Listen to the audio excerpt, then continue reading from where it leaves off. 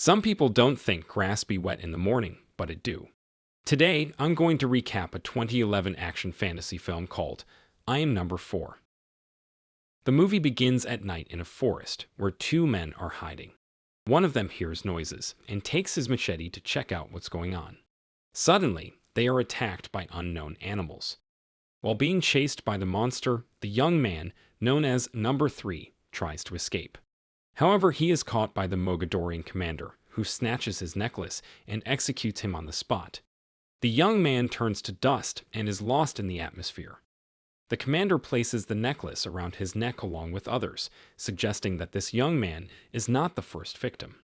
Shifting to John Smith, or Number 4, who is having fun in the ocean with his friends. That evening, he goes swimming with a girl, and his leg begins to glow, forcing him to scream in pain. He also sees Number 3, who warns him of an impending danger. People see the scene and record John behaving strangely, mocking him as a freak.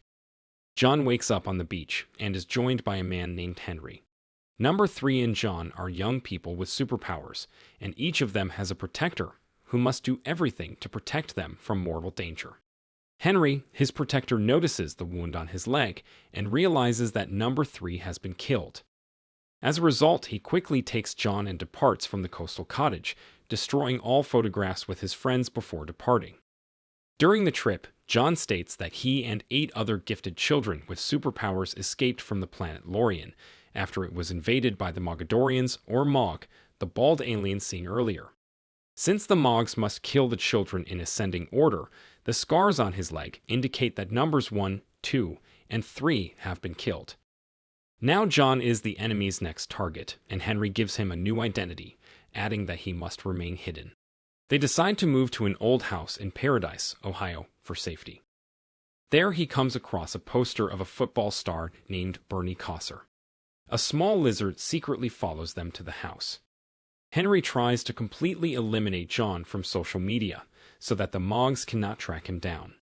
Suddenly, the two are startled by a strange noise outside the house. The lizard turns into a dog.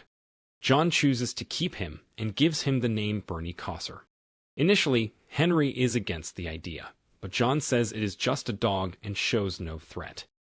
Later that evening, Henry sneakily hides a mysterious box inside a wall clock, unbeknownst to John. It is a box for John, left by his father before he died, but John will get it at the right time. Meanwhile, Number 6 arrives at the bungalow to look for John, but finds no one. She decides to burn it, and after an explosion, the girl turns out to be fireproof. The next morning, John changes his mind and insists on going to school. He swears to be inconspicuous, so Henry hands him the phone and reluctantly lets him go. When he arrives at school, the dog has followed him there. While waiting for his school schedule, he notices Sarah, who is in the principal's office because she has secretly photographed a teacher in the classroom, and he feels attracted to her. The administrative staff orders Sarah to accompany John to his locker. Henry then calls him to check if everything is okay, but he doesn't answer. Mark and his friends approach John and introduce themselves. When the bully walks away, John sees him hit a nerdy boy named Sam and throw away his skateboard. He gives his skateboard back and befriends him. After school, John notices that Sam is again being bullied by Mark. Infuriated, John picks up the ball and violently throws it at one of Mark's classmates, knocking him over. He then discovers that Sarah is showing interest in him by discreetly photographing him from a distance. That evening, John discovers a website where Sarah keeps all her photographs, including an album of photographs of him. Henry purposely deletes all of John's pictures so that he won't be seen. Meanwhile, the Mogs find out that Number 4 is still alive after discovering the burned bungalow. The next day in class, John's palms begin to emit an extremely intense beam of light known as lumen. Henry senses something when he notices the same light in the watch and rushes to the school. Panicked, John flees into the janitor's room and tries to turn off the light. Henry arrives and reassures him, explaining that the light means his superpowers will begin to manifest. Upon his arrival at the mansion, Henry informs him that he will get stronger and faster, and that he must learn to control his powers. Henry tells him that he cannot return to school until he learns to control his powers. Intrigued by the power, he shows it to the dog and then sneaks out of the house through the window. He experiments with his powers, throwing a stone that crosses the ozone layer and performing impressively graceful jumps. In the meantime, the Mog commander buys everything he finds in the grocery store and feeds it to Strange and Massive Beast. Back to John, he unexpectedly meets Sarah on the street and takes her for a walk, during which they notice Sam with his stepfather across the street. She invites him to her home for dinner and introduces him to her family. Her parents tell him that their daughter is very interested in photography and advise them to go to the town's night carnival. After dinner, they go to her room. He discovers her scrapbook, which reveals that the girl doesn't like to be photographed. Unfortunately for him, his dog unexpectedly appears outside the house, barking continuously and forcing him to leave. We see the school bully jealously watching him as he walks away. The next day, Sam questions John about what happened to his hands in class, but he refuses to talk. As Sam counsels his friend to avoid Sarah, the pink paint Mark had set earlier explodes from their lockers. The paint has soiled Sam's image with his biological father, and he gets enraged, throwing himself at the bully. John's palms begin to glow again, but he manages to keep his cool and walks away.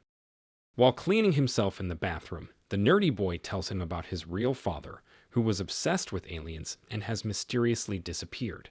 Sam claims that aliens have abducted his father.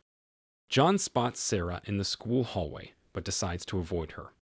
Henry, who has been conducting research on Sam's father, visits an old factory where Sam's father conducted tests. There he discovers enigmatic signs on the column and a peculiar glowing rock on the ground known as a locator. Henry takes it home and begins to study it. Meanwhile, John is in his room when he receives an invitation from Sarah to an event. During the Spring Screen Festival, Sarah reveals that she and Mark used to be a couple, and that Mark purposely leaked all his secrets to others after their separation. The two then embark on a creepy carriage ride through the woods. When they arrive at the next area, Hell's Gate, Mark and his friends attack them and begin beating John, while another friend kidnaps Sarah and takes her to Mark. As Sam secretly watches them, John is forced to use his abilities. He eventually rescues Sarah and nearly breaks Max's arm. He accompanies Sarah home and finally gets to kiss her. He realizes that he has become stronger when he breaks a lamppost with the palm of his hand. He visits Sam's house and reveals his true origins to him, confirming that his father was right all along. John warns him not to tell anyone because it might put him in danger, and Sam agrees. The next day, a local sheriff, who later turns out to be Mark's father, arrives at John's house and interrogates him, accusing him of attacking his son, but John denies it, claiming that he was not paying attention. Henry feels proud of John because he is getting used to his abilities. Soon after, a video of John screaming in pain in the ocean goes viral, and Henry advises them to leave quickly because he cannot delete it. Since he has fallen in love with Sarah, he disobeys and refuses to go. He starts an argument with his protector, and they have a brief scuffle. Henry is kidnapped moments later, and John has to go to a specific place to rescue his protector. Together with Sam, they travel to the destination. When John arrives, he instructs Sam to follow a man, while he sneaks into the house, where he finds several newspaper articles about missing persons, and eventually discovers Henry, who is immobilized. The kidnappers turn out to be two conspiracy theorists sent by the Mogs. A Mog bursts through the door and attacks them. As John and Sam escape, Henry confronts the alien. Sam has lost the car key, and John uses his power to start the vehicle. However, before they leave, the alien appears and stabs Henry in the chest. As they drive away, Henry hands John his special knife and tracker, revealing that Sam's father used the rock to search for Lauren's surviving children. He orders John to find his own kind before he dies, as their combined powers would be enough to stop the Mogs. Unsuccessful in capturing John, the aliens arrive at the home of the conspiracy theorist and execute them with a death device for failing. Meanwhile, local sheriffs invade John's home and declare him a terrorist. Sarah gets suspicious and asks her boyfriend who he really is. As they are driving, Sam confesses that he has another fragment of the rock his father discovered while searching for aliens in Mexico. While Sam looks for Bernie, who helps him find the rock in its hiding place, John stops by at Sarah's house to clear the air and say goodbye. The cops, however, arrive at the house and corner John and Sarah on the roof. Sarah falls off the roof as she stands up. Fortunately, John uses his telekinesis power to save her. He demonstrates his skills again when he is forced to use telekinesis to pull up a police car. The two escape from the cops and go to school. Meanwhile, the Mogs arrive in a convoy of trucks and confront Mark and his father. The commander threateningly orders Mark to take them to John. Sam tells his friend that the Mogs have surrounded the school. As the two try to escape, Number 6, also known as Jane, appears with her special weapon and helps them fight the aliens. A fight begins and Jane uses her quickness to eliminate 2 aliens. The Mogs unleash their flying lizards, and Bernie unexpectedly transforms into a scary monster that frightens Sam. Eventually, the two are reunited, but the monster emerges and wreaks havoc inside the school. A wild Bernie appears and helps John fight the monster, defeating the flying lizard after a long battle, but he seems to be badly injured and eventually transforms back into a sweet dog. Jane, who is struggling, asks John to charge her with his light, and the two proceed to fight the Mog, eventually eliminating it. John, Jane, and Sam run to the soccer field, where the commander and another monster are waiting for them. Thanks to their combined skills, Jane and John quickly eliminate all the guards and nearly kill the commander. Jane, however, is captured by the monster, and John helps her with the lamp. Eventually, Number 4 kills the commander by a huge explosion. Both survive the explosion thanks to Jane's fireproof abilities.